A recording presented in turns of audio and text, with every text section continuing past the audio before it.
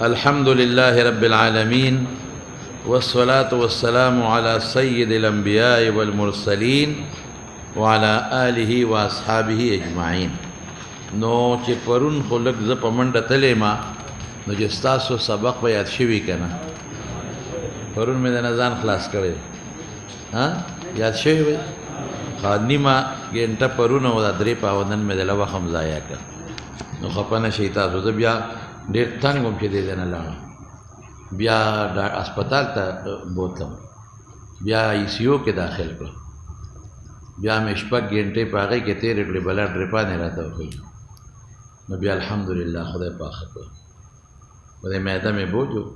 پته نشته څه وجه وه ډاکټرانو څه نور څه سوچ و خو هغه الحمدلله نه و هغې ویل ګندړه تکلیف دی خو الحمدلله هغه نه و نو بس تاسو دعاګانې دي کوم راته کړي که نه ښه نو بس جی سوراسین ختم ټول د هغې برکت دی ورنه ما د ډاکټر وی 3 ورځې مکمل پرهیز ریسټ ورته دی وایي کټ ته مه پاسه ما خدای دې پکې کټ نه باغ ورځ پاسو چې قبر ته لاړ شو سبق به نه وایو نو بس هلته به چوټي کوه کوړي کې هغه به خپل کار کوي سره هلته مولیان ډېر دي او ستاسو دا به وایو انشاءالله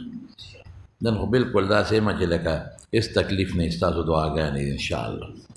بسم الله الرحمن الرحيم الحمد لله رب العالمين والصلاة والسلام على سيد الأنبياء والمرسلين وعلى آله وأصحابه أجمعين. تو 15 قسمنا من پرون ویلي دي صحیح لذاته صحیح لغیره حسن لذاته وحسن لغیره او ضعیف یاد دي مختصرا اور میں طبیعت ٹک نو نو ځکه مختصار کوم ما وی چې ټول راویان موصوف په صفات کمال دراوي بدون یاد کا نو صفات کمال خو سلور دي او ما دلته صرف 2 دته ذکر کړل نور پکې ضمنن رالل یعنی از تام ضبط به تام مضبوطه حافظه او عدل به پکې عدالت سند به متصلی شذوذ او علت بني شذوذ او علت نن را روان دي د دې راوی خبر تا د دې راوی د خبر تا صحیح لذاته او که نور صفات پکې و صرف حافظه کې لک خفت لک معمولی لکوی من سوء من جهت سوء حفظه من قبل سوء حفظه وغیرہ دا الفاظ لک یا من خفت ضبطه یا قلیل الضبط دا الفاظ سره تعبیر کېدو دا به حسن لذاته وي بیا حسن لذاته چې مستعمل په طرق متعدده وشي طرق پیچھے کنا اسانید متعددہ نو دا صحیح لغیره ګرځي اوس مولانا که صفات دراوی پکې کلن نی یا بعضن نی کلن دا چې ټول نشتا یا بعضی نشتا دته ضعیف وایي ضعیف چې مستعمل شي په طرق متعدده او حسن لغیره ګرځي ښه خو تاسو ته پرون ما ویلو چې هغه ضعیف به حسن لغیره ګرځي چې هغه کې څه نقصان دی چې د هغه حافظه کې لږ نقصان دی حافظه کې نقصان یا پورا نقصان یا هغه چې د هغه ضبط کې نقصان شو حافظه یا سند متصل نه دی مثلا یا راوی مجهول دی مونږ ته پته نشته چې د اوصاف څه دي جهالت د راوي ده چې مونږ ته پته نشته چې د کې عدالت او شته او که نشته هغه ګرځي که چېرته د دې ضعیف راوي فاسق و عدالت ختم شوی یا دا متهم بالکذب و خلکو بر تهمت د دروغ دی یا کاذب دی د سره چې هر څومره طرق راولي که نه دې درجې د حسن لغیره ته نه ګرځي دویمه نکته راته ویم چې دا موږ تعدد د طرق وایو که نه نو دا به هم د ده په شان وي ګورئ لکه مثلا یو سند دی هم ضعیف دی بلم ضعیف بلم ضعیف بلم ضعیف نو دا به حسن لغیره شي او که نه د دې ضعیف دی بل سند قوي دی بیا خو لاړ بره یا حسن لغیره چې مونږ وایو چې دا حسن لذاته صحیح لغیره ګرځي دا کم یو تعدد د طرق سره چې هر طریق حسن لذاته والی هر طریق سند حسن لذاته والی نو دا به وګرځي صحیح لغیره یعنی صحت د تعدد د طرق د وجه نه شو اوس کدی حسن لذاته د یو سند کې خفت دراوي شته بلې راوي مضبوط ضبط والا دی هغه په خپله بیا صحیح لذاته شو بل سند دی هغه په خپله مضبوط شو او صحیح لذاته شو خلاصه شوه خبره اوس د دې حکم څه دی کوم ځای پورې مې ویلو ضعیف پاتې الضعیف لغة ضد القوي واصطلاحا ما لم يجمع صفة الحسن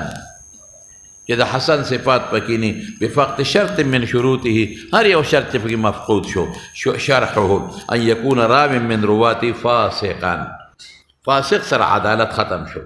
کاذبا دروغجن دی عدالت ختم شو متهم بالکذب دی د کذب تهمت ته په چاته اوریدلې نه دي خو خلک وي مړه دا دروغجن دی بس دا زبان خلق نقاره خداست بس پوه شي چې د کې نقصان شته سیء الحفظ دی من جهت لفظ نه دی حافظه خراب ده دا ضبط ته نقصان شو یا سند منقطع دی نو چې منقطع شي یو راوي پکې محذوب دی نو ما ته پته نشي چې هغه راوي عادل دی او کنه دی ما ته پته نشي چې هغه راوي کې ضبط شته او که نشته دی یا خبر شاذ را روان دی یا معلل دی د امر روان دی خلاص شوا ويتفاوت الضعيف بحسب شدة ضعف رواته بعض راویان ډیر شدید ضعف والا وي حافظه خرابه ده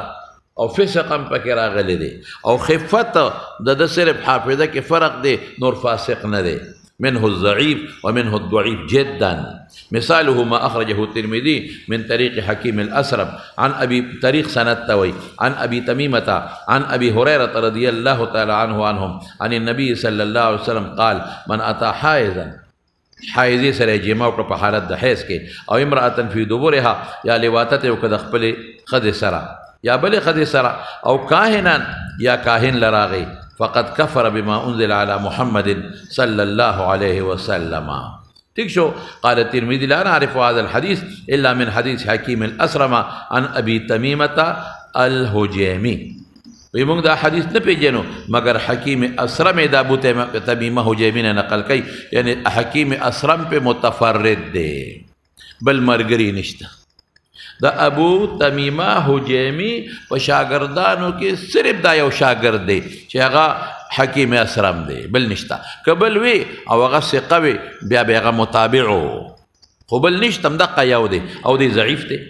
ثم قال ضعف محمد امام بخاري وي چې ضعیف ګرځولې د امام بخاري دا حدیث من قبل اسناده سند د کله ضعف د متن د وجنې را روان دي دا ټول خبر ان شاء الله د سند د وجنه من قبل اسناده تاسو تماویلو چې اسناد د سند په معنا مستعملېږي لأن في سنده پدې کې ضعیف الحکیم اسرم راغی او دې په متفردم دی د وجنه غریبم شو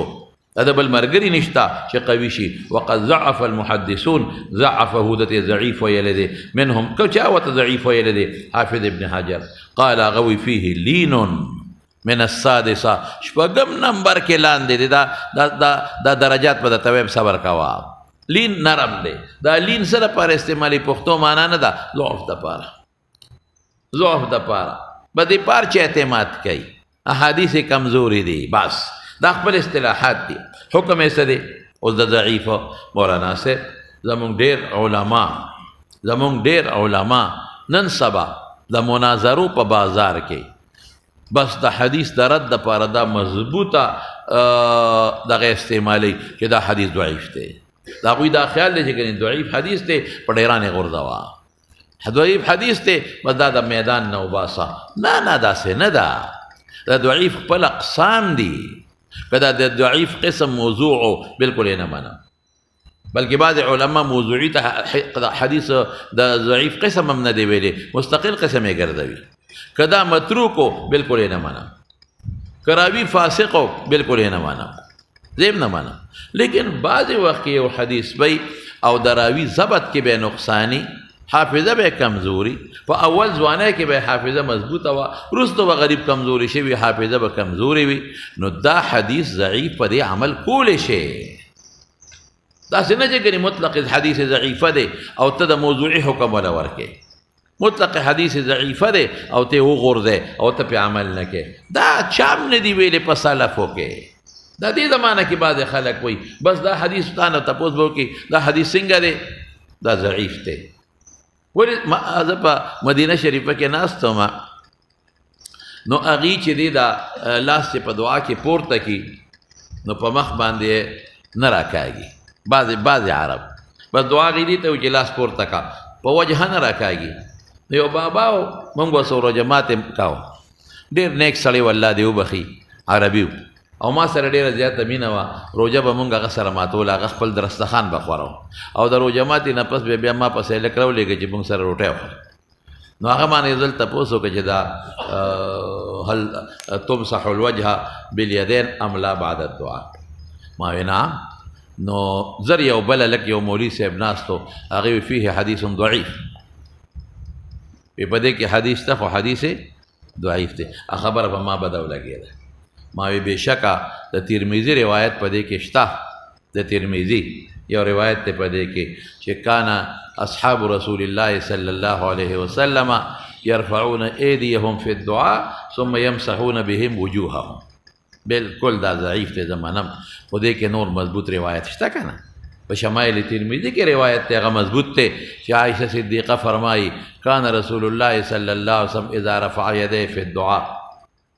لم یحطهما حتی یمسح بهما وجهه. دا مضبوط دی. خیر هغې کې دا یو کمال دی عربو کې چې هغوی یو خبره ذهن ته پرېوځي او ته ورته حدیث ووایې بیا پې عمل فورا کوي، نو هغه چپ شو، غږ یې ونه کړ. نو ما ورته وی چې دا حدیث خو صحیح ده، ته ما ووایو په نورو کتاب مستد احمد وغیره کې مې دې کې شته روایات ده مضبوطه. وی ښه ډېره ښه، خو مې دا تا چې ورته ضعیف ووایې ما له په دې قار راغی چې دا ضعیف دی. مې دا ولې ضعیف ته ورته وایې؟ دې کې څه چل دی؟ وی دې کې یو راوي دی هغه کمزوری دی، هغه راوي هغه ته نو معلوم. ما وی زه بیا درته وښیم چې کوم راوي پکې ضعیف دی. مې دې کې عبدالله ابن لهیعه راوي دی او هغه کمزوری ضعیف دی، او ما د ده د وجې نه ورته ضعیف وی که نه؟ وی او بالکل د نه مخکې وروستو ثقات دی خو دې پکې ضعیف دی. نو ما ورته وی چې دې ضعیف دی، سره وجې نه ضعیف دی؟ سره وجې نه ضعیف دی؟ خو د دې غریب حافظه کې فرق دی. د کتابونه سوځېدلي او د یادونه به لګیا نو غلطۍ به ته کېدی. نو مې د ده د وجې نه ضعف راغی. نو ما وی تا ته چا وی چې دا حدیث باندې عمل مه کوه او ضعیف دی؟ وی دی په خپله یم زما استادانې وی مې ستا او ستا له استادانو نه بیا هم ښه دی، ستا خبره ومنم او د هغه نه منم. یو لوی محدث خو دی که نه؟ د ټیک د ضعف پکې راغی، ضعف پکې راغی، خو څه شی دی لکه یو لوی محدث دی. نو تا نه خو کمبخته ښه دی که نه چې ته په هغه خبره نه منې؟ ته څه شی یې چې ته دا خو مې ورته خیر ونه وې، خو داسې مې ورته وې مې ستا د استادانو نه خو ښه دی که نه؟ مې دا خبره د عبدالله ابن لهیعه راله، نو د هغو منم که ستا ومنم. او مې دویم دا فضایل دي. نو مې ګوره ټولو علماو لیکلي دي چې په فضایلو کې په حدیث ضعیفه عمل کولی شي او بیا مؤید د احادیثو صحیحو سره دی. خبره بیا ومنله. نو زمونږ د وطن خلک به زر تا ته وایي چې دا حدیث څه دی؟ ضعیف دی. ولې؟ د راوي حافظه کې فرق دی. نو که د سلفو د راویانو حافظو کې ډېر بې فرق هم راشي، خو د دې زمانې د لکاو زرګهاو د دې علماو نه چې دا څوک پې توان کوي ډېره بهتره خبره ده. او مونږ خدا نه وایو یاد ساته په حدیث ضعیفه عقیده نه ثابتېږي، ځکه عقیدې دپاره متیقن او مضبوط متواتر روایات مضبوط پکار دي. دا کمزور دی. بلکې د عقیدې په باب کې خبره واحد هم نه چلېږي. د عقیدې په باب کې خبره واحد هم نه چلېږي. خبره واحد خو مفید د ژوند دی او عقیده خو قطعیه ده. نو ایمانیات او عقایدو کې ضعیف خو څه کې خبره واحد هم موږ نه چلو. هغې کې موږ څه ثابتوو؟ په څه باندې ثابتوو؟ هغه قطعي دی، هغې له موږ قطعي دلالت روایت ګورو. دا به زه تاسو ته وایم څلور قسمه به ګرځوم. شارحینو دې دوه قسمه ګرځولي دي، زه به ته څلور قسمه ګرځوم چې یو قطعي الثبوت دی، قطعي الدلالت. یو ظني الثبوت دی، ظني الدلالت. یو قطعي الثبوت دی، ظني الدلالت. یو ظني الثبوت دی او قطعي الدلالت. نه پوه شئ په خبره. نو عقیده دا به درته وروسته وایم، صبر کوه. عقیده به په هغې ثابتېږي چې قطعي الثبوت هم وي او قطعي الدلالت هم وي. بعضې وخت کې به ثبوت قطعي وي، تواتر سره به ثابتېږي، خو معنا به هغه دلالت به قطعي نه. بعضې وخت به نص د قرآن نص د قرآن خو قطعي الثبوت دی، شک پکې نشته. نص د قرآن آیت د قرآن دی، قطعي الثبوت دی، شک پکې نشته. لیکن ظني الدلالت پوي څه وایي؟ ظني الدلالت وایي عقیده به نه شي ثابتولی. زه مثال درله درکړم. قرآن شریف کې رب العالمین فرمایي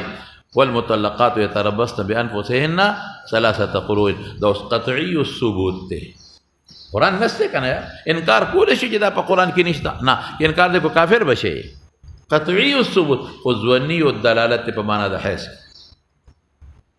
او په معنا طهر کې بعض علما وي ته حیض مراد کوم دلیل وسره شته بعض وي طهر مراد کوم دلیل وسره شته نو کته دا وې چې د دې ثلاثه قروء نه حیض نه مراد نو په کافر کېږي نه کته دا وې چې طهر ته نه مراد حیض ته مراد دی کافر کېږي به نه کته وې حیض ته نه مراد کفر طهر ته مراد دی نو کافر کېږي به نه دې ته څه ویلی شي ظنی الدلالت ظنی یعنی دا آیت په حیض کې ظنی دی په معنا د حیض کې او په طهر کې ظنی نو د عقیدې د پاره بس شي پکاري مولانا صاحب قطعی الثبوت او دویم شابسه د قرنګ فرضیت راشه اوسه منکر د فرض تام کافر وي د فرضیت د پاره قطعی الثبوت او قطعی الدلالت پکاره د فرضیت لپاره قطعی الثبوت او قطعی دلالت پکار دی نو نفس عمل په نشي ثابتول نه په عقیده ثابتول شي نه په فرض ثابتول شي نه په حرمت ثابتول شي ضعیف خو ځکه په خبره واحد باندې ځکه خبره واحده د ظنی الدلالت ظنی الثبوت ته څه شي دی ظنی الثبوت ته نو په دې نه عقیده ثابتېږي نه په دې نفس عمل یعنی فرض او حرام ثابتول شي په ضعیف ما سوې ضعیف ولا لا دی په خبره واحد نه ثابتول شي د دې دا صرف په فضایلو کې کار ورکوي سمې وې فضایلو کې کار ورکوي هم بشروطین دا څه نه چې مطلقاً په فضایلو کې کار ورکوي بالکل بشروطین یو څو شرطونه لري هغه شرطونه څه دي چې ضعف بغیر شدید نه ځان په یوه ضعف بغیر شدید اوس مې راته ووایي راوي فاسق نه که فاسق و فضایلو کې امناله کاذب دی په فضایلو کې امناله متهم بالکذب دی فضایلو کې امناله یو به ضعف شدید نه دویم څه دویم دا چې اصل عمل به بدني ثابته اصل عمل به په بل نص ثابتي دی بس صرف د فضایلو د پاره الله اکبر پوهیږئ اصل عمل به بدني ثابت اخو ما ته وې چې اصل عمل به چا ثابتي په قطعي باندې دی بس صرف چا د پاره د فضیلت لپاره او دریم څه دی چې ته په کله عمل کې نو بالیقین بدانه وي چې د نبی رسول الله قول دی غالب ګمان بدی وي ولې ذکراوی هغه غریب حافظه کې نقصان دی نو اسنا چې غلطی تی نه راغله نو چې ته په کلم عمل کې نو په عمل کې به ته دا نه وي چې څه شی دی دا د پیغمبر مبارک بالیقین قول دی بالیقین معنی وي غالب ګمان بدی وي په دام ډیره د غالب ګمان هم ډیر شي نو سو شرط شو مولا صاحب لږ باته وګورئ په یادول غواړم سو شرط شو کم ضعف بغیر شدید بني هغه باقي خو پېښ وکنه دویم بسی اصل عمل به بدني ثابت ابدا بل نه ثابتي دی به صرف د فضیلت لپاره دریم مې سوې چې دا عمل وخت کې بدا یقین نه ساته اعتقاد چې د پیغمبر مبارک نه ثابت دی بلکې یو غالب ګمان بدی تاسو پوه شئ په خبره دا درې شرطونه شو یو خبره خارجي بلا موره اوس کته داونم وی چې دا ضعیف ته خیر دی ولې چې عوام ته د ترغیب د عمل لپاره یو خبره کې او ته چې دا په حدیث ضعیفه ثابت را بیا عوام عمل کم ځای کوي دا مو وایي چې دا ضعیف دی البته که د ضعف هغه مرتبه کې چې موضوعي دی که د ضعف هغه مرتبه کې چې متهم بالکذب دی راوي که د ضعف هغه مرتبه چې راوي فاسق دی نو بیا به وایي چې خلک د ځان وساتي نه پوه شئ په خبره بعض علما هغې ته بیا ضعیف هم نه وایي خو خیر جماهیر دا ضعیف په تعریف کې داخلوي نو که د ضعف خطرناکه مرتبه کې نو بیا به خلکو ته وایي چې ځان ته وساتي او که د ضعف هغه خطرناکه مرتبه کې نو دا مو چې دا حدیث ضعیف دی د فضیلت د عمل دا روایت چې څومره دي اکثریت ضعیف وي د فضایلو د اعمالو دا نو دې کې قوي مشته نو خیر دی ویلی شي او دا مو وایي چې دا ضعیف دی دا ردی حکم شو حکم یې څه دی اختلف العلماء في العمل به والذي عليه جمهور العلماء اکثریت انه يستحب العمل به ورا په فضایلو کې عمل په فرض واجب نه دی فرض واجب په ده ثابتولی نه شي مستحب دی په دې عمل په دې په فضایلو د اعمالو کې لکن بشروط ثلاثه وهي کما یلی را روان دي یو ان یکون ضعف غیر شدید په خو شوی کنه مولانا دویم ان يندرج الحديث تحت اصل معمول به دا حدیث په درجه لاندې دی یو اصل معمول به نه هغه اصل معمول به به وي په ده به دا اصل نه ثابته پوهېږې پې د هغې لاندې درج دی د هغې لاندې څه د هغه د فضیلت لپاره دی یعنی اصل عمل ثابت په دلیل صحیحه دی اصل عمل په ده نه ثابتېږي د هغې لاندې درج څه معنا چې دی صرف د هغې د فضیلت ثابتوي نه په دې حدیث ضعیفه بلکې دې د فضیلت د عمل لپاره دی او درېم څه اعتقاد به نه کوې په نیز د عمل په دې ضعیف ثبوت ته د نبي صلی نه جزمن به نه وی چې خامخا ثابت دی یو غالب ګمان به دې وي ښه او بیا بل څه شی دی و ایضا یجوز روایت من غیر بیان د ضعف دا مو چې دا ضعیف دی لکن بشروط ثلاثه وهي فيما يلي الله يكون موضوعا موضوعي بني که موضوعي وای به چې دا موضوعي دی چې ځان ته خلق وساتي فإنه لا يجوز روایت الا من بیان وضعه او دویم الله تعالی عقاید سره متعلق نه فعقاید سره متعلق بیا م بیان او که بیان دی کنو او چې ګور دا ضعیف دی عقیده به ثابتول نشي او بل احکام شرعیه او کې کراغې نو بیان به کې ولې به بیان کې شابسي هذه ثابتول نشي الله يكون في بيان الاحكام الشرعيه مما يتعلق بالحلال والحرام يعني رواية جائز په مواعظ او بعض ترغیب ترهیب قصص ما اشبه ذلك ویږي په خلاص شو په خوشوي کنه اوس راشه مولانا سے دو نور نساء موضوع او متروک موضوع څه ته وایي چې په دې سند کې داسې راوي دی چې دروغجن دی کذاب دی کاذب دی بس دا موضوع دی دې ته موضوعي وایي الحديث المكذوب عن النبي صلى الله عليه وسلم سمعوا الحديث المكذوب على النبي صلى الله عليه وسلم فبيغمبر مور دروغ ویل شي راوي دروغجن دی بس نو دا قسم شو نو بعض علماء وی چې دا ضعیف قسم هم نه دی دا خطرناک دی دا ځان له قسم دی خو خیر نور علماء د ضعیف قسم ګرځي د دې رواج چې کې مخامخه به وته چې دا موضوعي مکوا او که او چې موضوعي دي خلک ځان وساتي دا یو زمانہ کې ډیر زیات وضع راغلی و ډیر زیات وضع د رافضینو په کې دا رافضینو ډیر زبردست وضع کړی دا رافضینو نو وضع ډیر خطرناک شی دی مولا علی قاری په موضوعات کبرا کې واقع لیکلی ده د مولا علی قاری موضوعات کبرا ځان لواله ښه کوم کتاب چې ضروری دی یو برته خیمه یو ضروری وستاسو د پاره یو برته خیمه موضوعات کبرا د مولا علی قاری خشته کتاب دی معتمد دی هغه کې هغه روایت جمع کړي چې موضوعي دي چې کوم د رسول الله مبارک باندې چا وضع کړی دا هغه موضوع هغه پکې جمع کړی دي موضوعات کبرا د مولا علی قاری ها اوس مولانا صاحب ځان پوهه کا وی چې امام احمد ابن حنبل او یحیی ابن معین دا به معین نه وي ښه دا به د اغلاط العوام د ترور تصحیح ورته کوم خلق یحیی ابن معین وی دا خطا وی معین نه دی معین په ضمیر د میم دا معین دی یحیی ابن او خلق یحیی ابن حبان دا دویم کس دی لوی محدث دی دا حبان نه دی دا حبان دی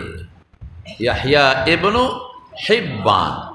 خلق یحیی ابن حبان وی دا خطا وی دا دولوی اجله محدثین دی بار تاسو ته د ذکر کوم ان شاء الله نو یحیی ابن حبان بنوي او یحیی ابن معین بنوي نو حاصل د خبر دا شو چې دا یحیی ابن معین او احمد ابن حنبل وی یو جامع مسجد ته ورلو منزله وی چې چانه پیجندو مونږه سفر کې وی چې دمشق کې غالبا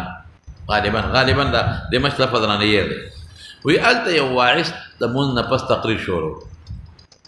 احادیث شروع کړ اوس یو دلوي چې سمعت احمد ابن حنبل ما د احمد ابن حنبل نو ورېدلی دي هغه د فلان کې نو ورېدلی هغه د فلان کې او حدیث هغه حدیث وي چې کم حدیث د درود شریف په حق کې راغلی دی تاسو به د واعظانو نو ورېدلی چې یو سړی درود شریف وي د خولې نه دونه مارغان پیدا شي او د هر مارغه په خولو کې دونه زره جبې وي او هر جبه باندې دا کوي دا اوږد د واعظان اکثر وي بیا وی چې سمعتو یحیی ابن معین د یحیی ابن معین نه مې اورېدلی دي هغه د فلان کینه هغه د نبی علیہ السلام نه دا حدیث احمد ابن حنبل وی چې ما یحیی ابن معین ته وکتل چې دا سړی پیژنې وایي چې والله که مې په سترګو هم لیدي والله که ما هغه خطې پیژنې قسم دی که مې په سترګو هم لیدي او دا حدیث هم موږ نه پیژنو دا سپېره بچي خو زموږ مخکې به موږ دروغ وایي وی چې کله تقریر خلاص کړ نو موږ خلک خواره شو څه ناڅه نو موږ ورغلو موږ دا حدیث چا نه اورېدلی دی وی احمد ابن حنبل نه جزا احمد ابن حنبل خوار شي نه مې لیدی دی نه دی پیژنم نه دا تر حدیث معلوم دی په ما دروغ وایي دا یحیی ابن معین دی نه تا او ته نه مې لیدی نه دی پیژنم خوار شي نه مې شاګرد دی نه راته دا حدیث معلوم دی خوار شي دروغ وایي وی بجای د دې چې هغه ملامته شوی وي هغه څه چلو کو هغه چغه کړې مقتدیانو ته چې راشه خدای مو بخا یو دوه دروغجن راغلي دي مقتدیان را باندې غون کړل وی ما ته وایي چې په دنیا کې ته یو بس احمد ابن حنبل بل نشته او په دنیا کې ته یحیی ابن معین بل نشته ما د دومره احمد ابن حنبل نه حدیث اورېدلی دي هر یو د بل نه جدا دی او د دومره یحیی ابن معین نه مې اورېدلی دي هر یو د بل نه جدا دی او تاسو وای او ته مختار چې راکې دی په وی وه وی په تکلیف هم ځان د جمعات نه وېست چالاکی کنه واضح واعظ خډیر چالاکی واعظان چې دا وګړه تقریرونه کوي او دا لاسونه وسره لقي او دا جبه باندې دا ټول بیگ ته سره ولړي د لاړو نه او دا کله یو خوا تاویږي په تقریر کې او کله بل خوا تاویږي دا ډیر زبردست دغی سوته وای چالاکی چالاکی نو زبردست چالاک نو دا وضع بکې دی ډیر زیات روایات من غلط راوتی دي دې کې وزه تاسو ته تفصیل کوم خو په کتاب العلم کې د دې حدیث باندې چې من کذب علی متعمدا فلیتبوأ مقعده من النار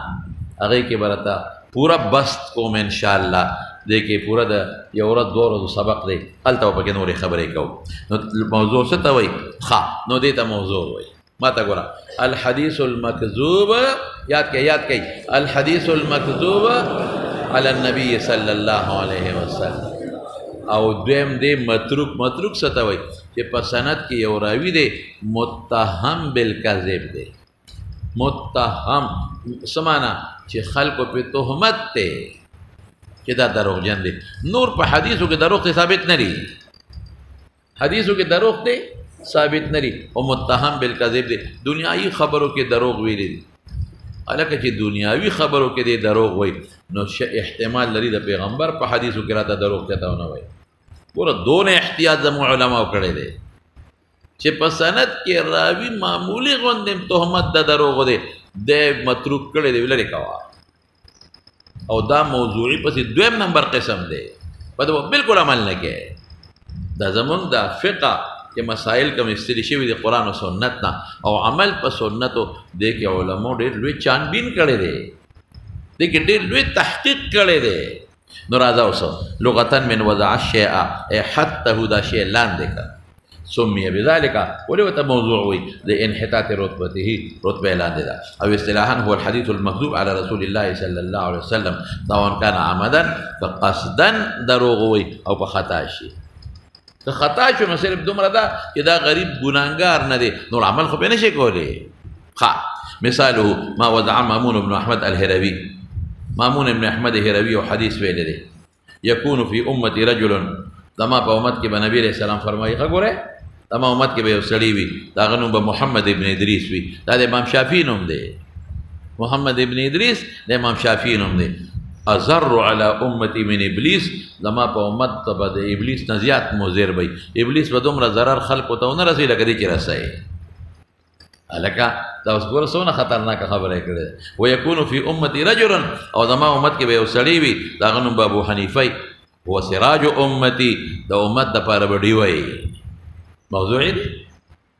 دواړه موضوعي تاسو پوه شئ او دا راوي چې مامون ابن احمد هروي دی دا کذاب دی او کاذب دی دا نورم ډېر جوړ کړی دی نو ممکن ده چې په حنفیت کې جوړ ما په خیال ښه پوره جوور حنفي و دومره جوور حنفي دی چې دا د ابو حنیفه د پاره هم د حدیث جوړ کړه د ځان نه او د شافعي د پاره هم حدیث ځان نه جوړ کړه الکه دا موضوعي دی وضع دی دا سړی روایت کمزور دی رتبه صدا شر الاحاديث الضعيفه واقبحها، بلکہ بعض محدثین يعده قسما مستقلا، اغیت ضعیف قسم هم نگرځي. حکم یې څه دی؟ تحرم روایته مطلقا الا مع بيان وضعه، كبيان لوضع کې لوجد قول النبي صلى الله عليه وسلم من حدث عني بحديث يرى انه كذب فهو احد الكاذبين. وې بچ دا موضوع دی مولانا صاحب. په دې واقعاتو کې بعضې واقعات بعضې یاره دا واعظان نه دي، دا په الفلام و جبلیان دي. دا داسې خبرې کوي. یو ځل پنډۍ ته روان وم، په دغه کې سورومه په ډبه کې دا پنډۍ ډبه وه، نو په لاره باندې تلمه، هغې یو کیسټ لګولی و ډریور، خلک ورته جاړي.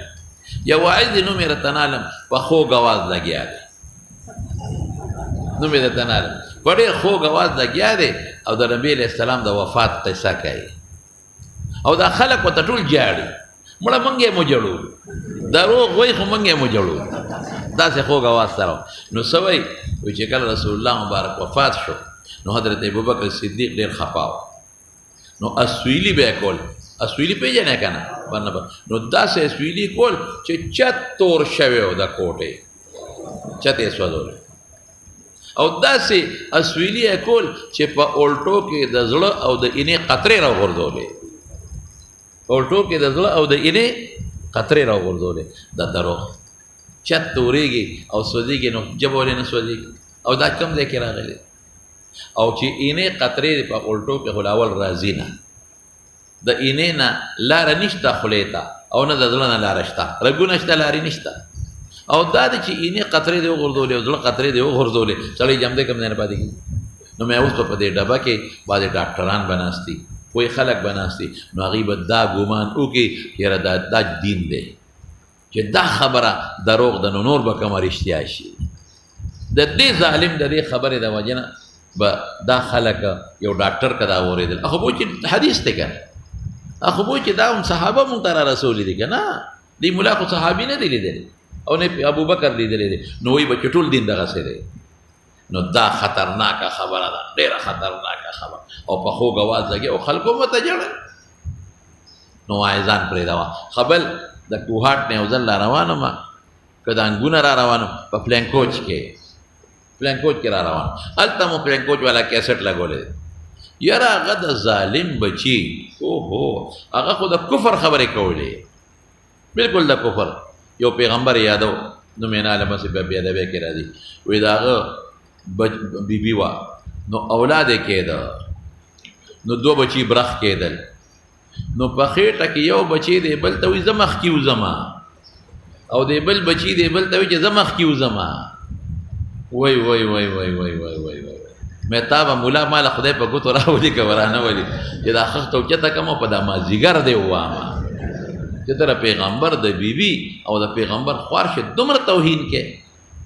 نو بعضې واعظانې نو هغوی دا ګډې وډې وایي او اکثر په خپل تقریر کې د خلکو د خندولو او د جړولو دپاره وضعې کوي. نو روافضو ډېره خطرناکه وضع کړې، ډېره خطرناکه. او دویمه د باطلو او د ګنده واعظانو ډېره خطرناکه وضع کړې ده. خو شکر الحمدلله زموږ علما ورپسې لګېدلي دي او حقه موضوعي یو طرف ته کړې دي. نو مولا علی قاریم په دې کې دا کتاب لیکلی مختصر دی، او بیا امام بخاري په دې کې موضوعات کبیر لیکلی دی، غټ کتاب دی موضوعات کبیر. ټولو محدثینو تقریبا لیکلی دي، محدثینو هغه جدا کړي دي او موږ ته یې ښودلي دي. مخکې لاړ شوه. متروک څه ته وایي؟ تعریف والمتروک لغتا د ترک نه دی، اصطلاحا هو الحدیث الذي يتفرد بروايته چې متفرد دی په روایت د دې هغه څوک چې متهم بالکذب دی.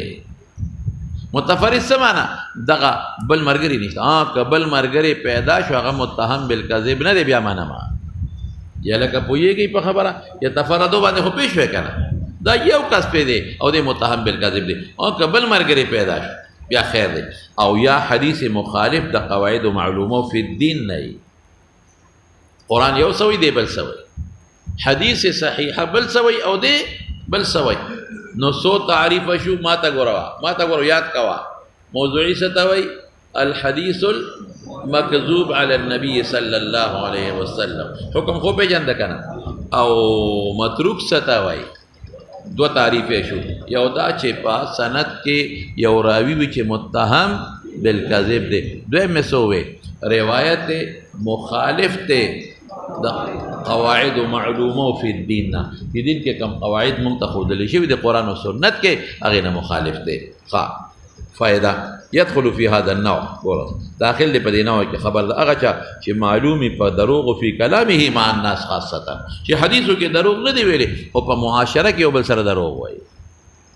من عرف بالکذب دې معلوم دی په دروغ په کلام د ده کې د خلکو سره خاصتا عرف کې عادت کې رواج کې یو بل سره خبرې د دروغ کوي اگر چې ظاهر نه کذب ده وان وسطیه دی فی روایت الحدیث ودا ولې لکه تساهل په غیر د حدیث کې چې دې په خپل عرف کې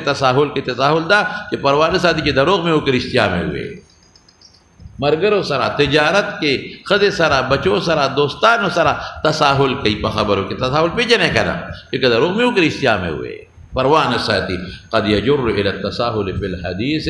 کله دې راخکل کوي کم خوا ممکن ده د حضور پاک د عادي د دروغ د دا سړی نو کېدای چې د پیغمبر مبارک په حدیثو کې دروغ راته نه وایي مثال یې څه دی احادیث ته عمرو بن شامر جعفي شیعي دی د جابر جعفي نه نقل کوي د حارث اعور نه نقل کوي د علي نه نسائی او دارقطني دواړه وایي چې عمرو بن شامر متروک الحدیث دی میزان الاعتدال باندې حواله مې درکړه ولې متهم بالکذب دی متهم بالكذب حكم سدي ومن أقسام المردود حافظ ابن حجر وي شر الضعيف الموضوع خطرنا ثم المتروك ثم المنكر منكر را روان دي ثم المعلل را روان دي ثم المدرج را روان دي ثم المقلوب را روان دي ثم المسترب مسترب موايخا مسترب بويدا كسر دريدا يلك پوشوه اسراشا دو نور نسا شاذ او محفوظ ګورې مولانا صاحب دا سیزونه به زما په ترمذي کې ډېر پکارېږي دا چې زه که نن کوم سبق ویم که نه دا به ترمذي کې زموږ ډېر پکارېږي هلته ورته زه وایم دا شاذ دی ولې شاذ دی دا د شافعي صاحب دلیل دی شاذ دی ولې شاذ دی دا زما د ابو حنیفه رحمت الله علیه دلیل دی او شاذ دی ولې شاذ دی دا به درته هلته اجرا کوم انشاءالله خو چې دلته تعریف روزانه به در راځي یو سبق کې کله یو راځي کله بل راځي کله بل راځي نو زمونږ ما خو تاسو ته زمونږ ترمذي داسې نه را لکه د نورو مدرسو په شان موږ دا ټول د مصطلحاتو د درایت الحدیث پکې اجرا کوو د پریدو نه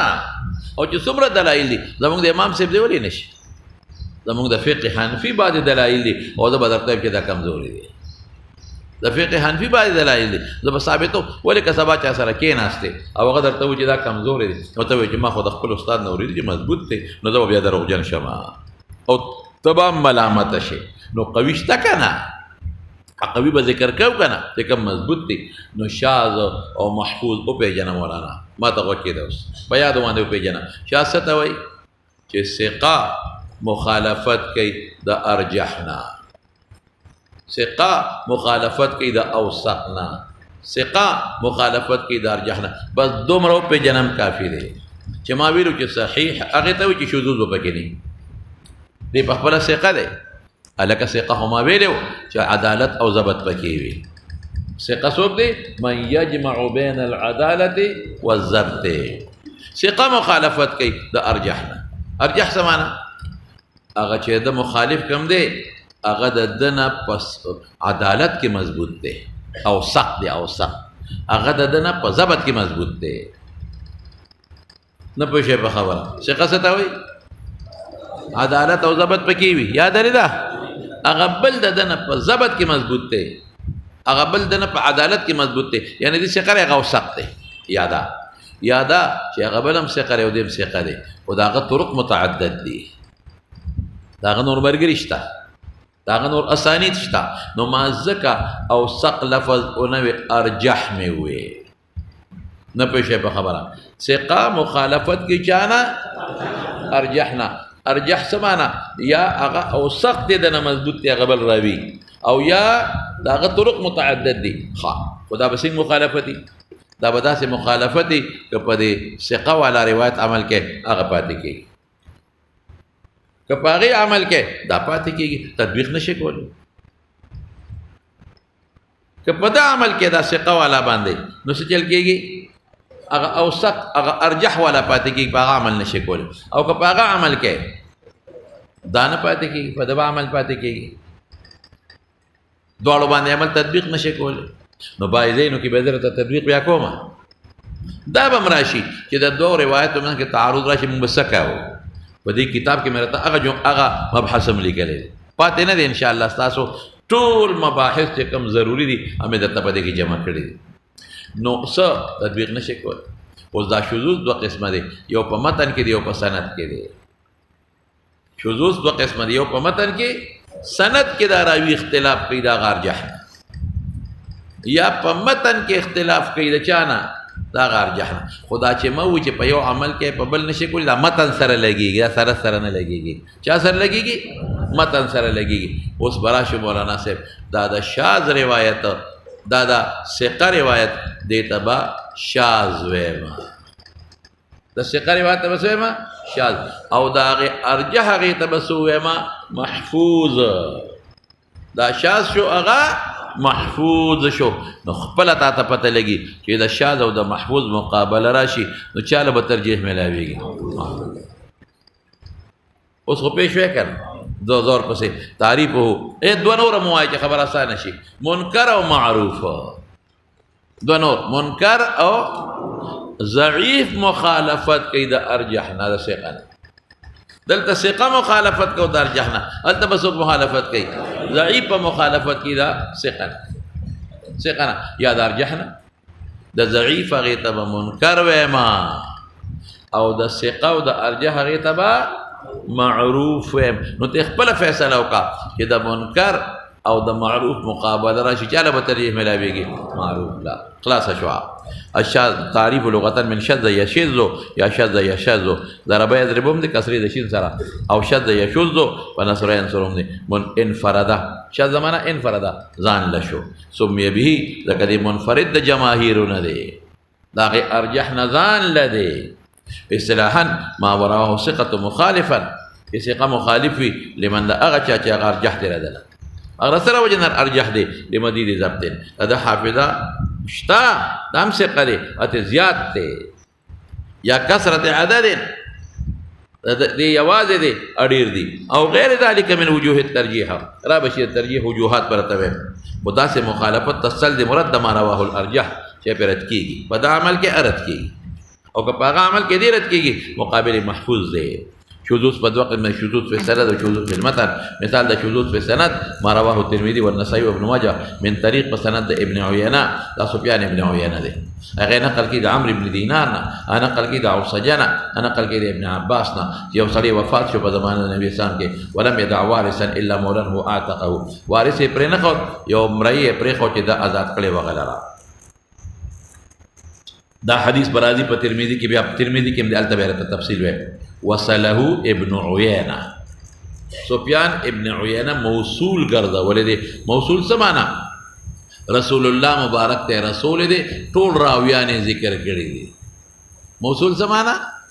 رسول الله مبارک ته رسول دې ټول راویان وصله ابن عيينة وذكر د وصلات په تفسیر دې ذکر کړی دي سفيان ابن عيينة جميع روات سنده طول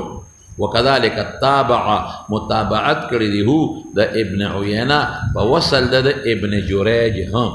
الک متابعت خو دې پیژندلې ده کنه هاي مخکې په ګومان شوی چې ابن عيينة متفرد دی نو موږ اعتبار وکړو تفتیش وکړو نو بل مرګري مولا پیدا کړ چې هغه څوک دی ابن جريج دی څنګه هغه وای هغه سي دی وای او استاذ کی شرکت تے ابن عیینہ کی سنگ نقل کی دا عمر ابن دینار نا نو ابن جریج اغیم دا عمر ابن دینار نا نقل کی نو کم متابعت شو تام شو یاد دی نو سفیان ابن عیینہ متابع شو ابن جریج متابع شو او پا شیخ کی شرکت تے چې عمر ابن دینار دی نو متابعت تام شو او صحابی اقا یادی چې ابن عباس دی نو متابعت شو که صحابی دا جدا و دا جدا بیا به متشاهد وی یا لکه پوی شو په خبر وغيره نور مشتري ابن جريج نلاوه ولكن خالفه حماد بن زيد حماد ثقه ده وهو مضبوط سړی دی فرواه وغیر نقل کوي د عمرو بن دینار نه څنګه چې ابن عیینه د عمرو بن دینار نه نقل کاو عن عوسجه هغه د عوسجه نه ذکر کوي ان رجلا ابن عباس ذکر نکړ ان رجلا ابن عباس ذکر نکړ قال دا سی ویلی دي نو اختلاف په چا کې راغی په سند کې راغی څنګه سند کې اختلاف راغی حماد ابن زید ابن عباس نه ذکر کوي داغه په رجلان وایي رجل څوک ته پته نشتا حماد ابن زید ابن عباس نه ذکر کوي څوک ذکر کوي یو رجل وایي او سفیان ابن عیینه چې داغه مرګري ابن جریج او نور کسان دي هغه څه ذکر کوي ابن عباس اوس راشه مولانا سے راشه اختلاف تاسو ګورئ که زه د حماد ابن زید روایت واخلم عمل به نه کوم ولی د رجلان ذکر کو څه پته لګي چې هغه رجل صحابي دی که غیر صحابي دی که صحابي وي عمل به کو دا یاد ساته قاعده و او قاعده چې الصحابه كلهم ضابطون عادلون عدول صحابه العادلان دا تفتیش شوی دی یو د رسول الله مبارک صحابه باندې علماء تفتیش کړي ټول عادلان بدو اجماع دا فیصله ده او د ټولو حافظې مضبوطه وي ځکه الله د دین د حفاظت لپاره دا طائفه پیدا کړې وه نو حافظې ورته مضبوطې ورکړې نو دې وجه نه به زما یو قاعده راځي خبرې به دې ورځو کې ګرانېږي تاسو باندې خدا به معاد کوم بیا به یادېږي دا قاعده شو چې الصحابة كلهم عدول ضابطون سمې وې یعنی كلهم ثقات كلهم ثقات الصحابة كلهم اي بر طالبان پوئیږي الصحابة كلهم عدول ضابطون الکه بهر طالبان خبر راځي تاسو لا کنه نو الصحابة كلهم سموي عدول ضابطون او كلهم ثقات دا تفتیش شوی دی نو دا دویمه قاعده لرا چې جهالت د صحابي نقصان نه دی جهالت د صحابي مجهول شو اس نقصان خیر اخلاص اوس برا شو مولانا صاحب د صحابین لاندې چې تابعین دي نو هغه کې اکثریت عادلان دي کله بعد پکې دغه غوندې راغلي دي حجاج ابن یوسف غوندې راغلي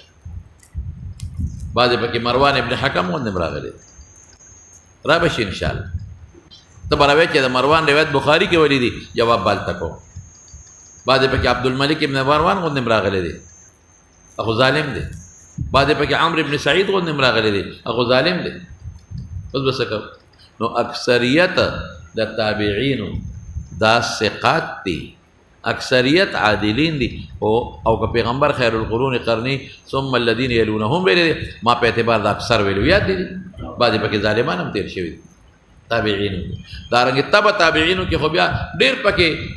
دغه دیږي کې خو بیا پکې کې ډیر ځل ظالمان هم تیر شوی دي نو اوس چې دلته کې عوسجه وایي چې ان رجلا سوي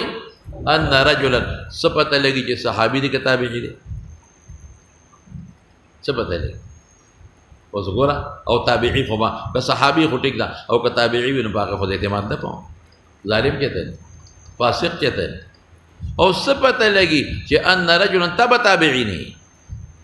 او ارسال کوي ارسال دي ته وایي چې پیغمبر ته تابعي نسبت وکي او صحابي حذف کې هغه ته مرسل وایي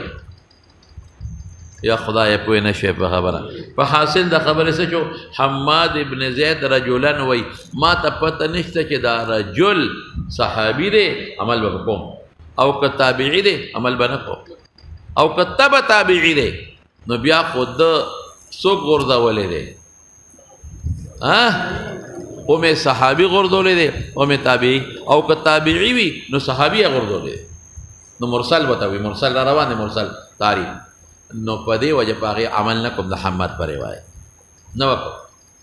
او دا بل چې ابن عیینه دی او تایید یې شوی دی په ابن جریج په هغې خو عمل کوم ابن عباس دی پکې دا تعارض راغی چې موصول دی او که غیر موصول بیا درته وایم موصول دی او که څوک وایي موصول دی ابن عیینہ آئے ہائے یاد ہونا کا سو کوئی موصول دے ابن عیینہ او داغ متابعین ابن جریج و نور کسان دی ارجح شو او سو کوئی غیر موصول دے حماد ابن زید او ثقہ دے مرگری نشتا اغوی غیر موصول نو پا غیر موصول عمل لکم او پا غیبل بکم نو اس با مولانا صاحب دویم کہ حماد ابن زید والا روایت شاذ دے ثقہ دے او مخالفت دا غیر جح نہ کئے او دا ارجح روایت کہ ابن عیینہ دے او تایید پہ ابن جریج او پا نورو شوی دے اغیت محفوظ وی نو یا شاذ او دا محفوظ مقابلہ چلال چال ترجیح بلے محفوظ اغیل بترجیح دے لنا دا اغا مخالفتو جب سند کیو اس وقت یہ دوا قال ابو حاتم والمحفوظ حديث ابي العيانة نو حماد بن زيد اهل عدالت او ضبط ندي ومع ذلك رجح ابو حاتم روايت اغا اكثر عدد کی ددنا اکثر دا سفيان بن عيانة ابن جريج او نو ذکر دی مخالفت د ثقاتنا کوي د ثقانا نه کوي د ثقاتنا ډیرونه کوي مثال د شذوذ فی المتن ما رواه مسلم من طريق علي بن مسلم امام مسلم روڑی قال أخبرنا الأعمش عن أبي لذين عقيلي وأبي صالح عن أبي هريرة رضي الله عنه قال قال رسول الله صلى الله عليه وسلم إذا ولغ الكلب في نائدكم جس پہ جوٹا کی پلوغی کی فلیورق ہو تو وہ آڑا ثم یغسل ہو اور بیوین دو کرتا دے اس سوئی دے فلیورق ہوئی وَأَمَّا سَائِرُ الْحُفَّاظ او نور حافظان دا علی ابن مسہر نے علاوہ نور حفاظ دا علی ابن مسہر نے علاوہ اگوی امدق حدیث بے تمامی ہی روڑی دا عمد شاگردانوں کے باغی پا کے فالیورق ہونا روڑی لکا پدے کے تعارض راغی مضبوطا اگا نور کی سمر دی دا علی ابن مسہر نے علاوہ دا عمش نور شاگردہ دا علی ابن مسہر نے علاوہ دا عمش نور شاگردان چه سمر دی اغی فلیورق ہو لفظ نروڑی مالکہ سے چلو شو چلے ہوئے نڑا نا پاغی مالک استدلال کئی مالک وی چه ارکلا سپیلو خی جوٹا کی نو دا جوٹے پاکا دا سپے پاک دے دا جوٹے پاکا دا خواہ بالکل پاکا دا نو رسول اللہ مبارک کے فرمائی کہ لوخی ودلو وینزا وی امر تعبدی دے امر تعبدی ستا وی کہ دا پیغمبر نے یو امر ثابتی عقل پاکی کار نکے لکا سڑی نا چی ہوا لارشی او دے چارہ دام کے نو مخ خو نجس نہ دے سر خو نجس نہ دے عجیبہ دا چی ہوا پا کم دے ہوا تا نین دے او لاسو نوین دے مخ وین دے خپی وین دے او سر وین دے دا دیتا کم امر وی مولانا تعبدی بس ما تشاری ویلی دی کیا چارہ داموں کا وی خودی پا جرابوں کی بندری او بیابم وین دے سر خودی پا پٹکی کی پٹتے بیابم مسا کے نو اقل خداوی چی دا کم دینا کدا ہوا نجس دا نو پا پرتوک دی نجس شی کدا ہوا نجس دا نو بیاد بین الیتین چی کم دے سر ادے نجس شی نو باید چی پرتوک بدل کے او باید چی استنجاو کے لیکن شاری ہوئی چی نا مخوین دلاس دیتا کم امر وی مولانا تعبدی بس شاری ہوئی دا پہ عمل دقا رنگ مالک سے وہ سپیم پاک دے دیکھیں بتفصیل لازی انشاءاللہ سپیم پاک دے جوٹیم پاک دا آو کتوے چی وزا لبیا لوخی ولی وین دے اگوی وزا لبین دے دا کم امر دے مولانا تعبدی دے سچے دے تعبدی نو دا سپی جوٹا بلوخی کی واچا و پاکا دا پہ جوٹا تو اس کا پاکا رہا بالکل دا مالک پنیز باندے خلوخی بوود دلین دے بس امر تعبدی آوئی او مونگ سوایو نور ای مسئلہ سا مونگواو چنا دا سپی جوٹا پلیتا دا ولی فلیورق ہو پاکی راغلے دی سب پاکی راغلے دی فلیورق ہو دا توی کا نو توی والی دلیل دا دے خبر دے چشے نجس دے نو اس ما سر گوری نور دلائل شتا دا فلیورق نا علاوام دلتا بسوے ما دلتا اس تعارض راغلے تعارض سنگا دے تعارض دا دے چی علی ابن مسہر وی فلیورق ہو اگینا سمالو بیگی چی جوٹا پلیتا دا اللہ اکبر نا پوئے گیا پا خبر علی ابن موسر روایت نه معلومیږي چې جوټه پلي ده ولې فلیورقه او نور حفاظ چې راوړي هغوی څه وایي فلیورقه نه راوړي نو معلومیږي دا چې جوټه پاکه اوس په یو عمل کو بل پاتې کېږي جوټه پلي ده توی کا په بل پاتې شو بلوی پاکه ده متو یو تعارض راغی نو علی ابن موسر یوازې د ثقه دی خو یوازې دی اخو هغه نورو ډېر دي نو د علي ابن موسر هغه شاذ شو او د نورو هغه څه چې لکه محفوظ شو نو د شاذ او د محفوظ مقابله ترجیح چا ته ملاویږي نو دلته مالک صاحب وګټله نور به پکې تحقیق هلته کومه ما سره ډېر دلایل دي په دې چې جوټه پلیته ده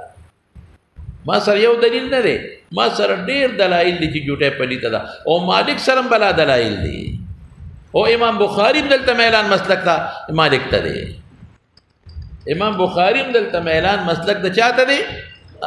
نصور القلب کې به ترمذی کې مرادي ان شاء الله او سور القلب مسله په بخاری کې مرادي الته او باقي تفصیل کوي ان شاء الله العزيز مخکې لار شو مثال د شذوذ في البطن ما رواه مسلم عن طريق علي بن مسلم قال اخبرنا الاعمش عن ابي رزين وابي صالح عن ابي هريره قال قال رسول اذا ولغ الكلب في ناء احدكم فليرقه ثم ليغسل 7 مرار نو دا علي بن مسلم خو يرقه راوړي او باقي حفاظ چې څومره دي شاګردان یاد ساته یو بل قاعده چې کلم اصحاب فلان راشي اصحاب مالک اصحاب ابي حنيفه اصحاب الاعمش دا غینه به شاګردان مرادي دا د دوی ستدي د تلاميذ نه وای مونږ تلاميذ وایو او دوی تلاميذ نه وای نو چې کلم اصحاب فلان راشي دا قاعده یاد ساتي څوک به مرادي شاګردان نو شاګردان د اعمش اوردو غي ټول راوړي دا حدیث به تمامه او لفظ فلیورق په کې نه راوړي نو متفرد علي بن مسر او د ثقه په دې زیادت د فلیورق د نور او ثقاتنا روایت د علي بن مسر شاذ شو د نور محفوظ شو چاله تعریف ملاویږي اوس محفوظ ده تعریفه المحفوظ تعریف ما رواه الارجح مخالفا لما هو ادنى منه رجحانا تیر شو کنه اته پر رجحان کې کم دي د یعنی مقابل د شاذ دام په دوه قسمه دي محفوظ سندان او محفوظ متن مثالونه په بحث شاذ کې تیر شو خان شاذ هغه مقابل محفوظ حکم د شاذ او محفوظ سره الشاذ مردود والمحفوظ مقبول قابل للاحتجاج یاد شو خبره مخکې دا اوسه بل منکر دی تعریف او لغتن محفوظ انکار نه دی زید قرار دی اصطلاحا ما رواه الضعيف لما مخالفا لما رواه الثقه یا لما رواه الارجح وایا یا لما رواه الارجح مثال سدي ما رواه ابن ابي حاتم في علل الحديث دا کتاب دی من طريق حبيب ابو حبيب نه وسو کې درکا حبيب په تشدید سره ابن حبيب د پلان نومي حبيب دی د حبيب دی هغه نقل کې د ابو اسحاق نه هغه نقل کې د عيدار ابن حريث نه هغه نقل کې د ابن عباس نه هغه نقل کې د نبی رسول الله نه قال من اقام الصلاه واتى الزكاه وحج وصام وقرأ الذئب من المسيح دخل الجنه قال ابو حاتم هذا حديث دا حديث شيء لك منکر دی ولی ځکه حبیب ضعیف دی او مخالفت د چا نه کوي د ثقاتو نه په سند کې مخالفت کوي څنګه ځکه غیر د حبیب نه نور ثقات دي رواه د ابو اسحاق نه عن العذار ابن حريث عن ابن عباس موقوفا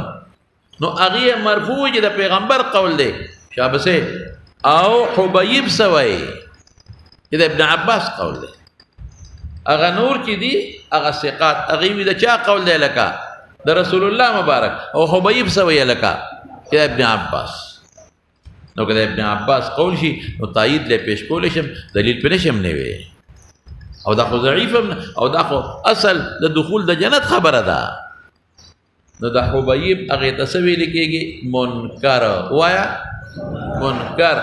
او دا نور علماء چې دا کم ثقات دي دا غیغه تسوی لیکيږي معروف